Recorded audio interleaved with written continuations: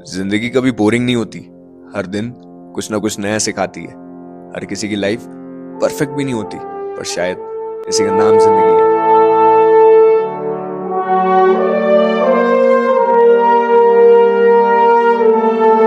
कभी कुछ बुरा होता है जो हमें टूटने के बाद भी उठने की हिम्मत देता है, और कभी कुछ अच्छा जो हमें आगे बढ़ने का रीजन देता है। शायद यही तो खूबसूरती है लाइफ की।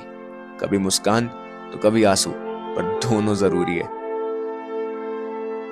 जैसे मैं भी अपना सफर जी रहा हूं, अपनी कहानी, अपना एहसास आप तक ला रहा हूं। हो सकता है ये कहानी मेरी सब तक ना पहुंचे, पर जिनके दिलों तक पहुंचेगी उनके लिए मैं कुछ महसूस करवाना चाहता हूं कि कितना खूबसूरत है हमारा भारत और मेरा ये सफर। और इस वक्त मैं हूं अरुणाचल में, जहां हर सुबह एक नई कहानी लिखती है।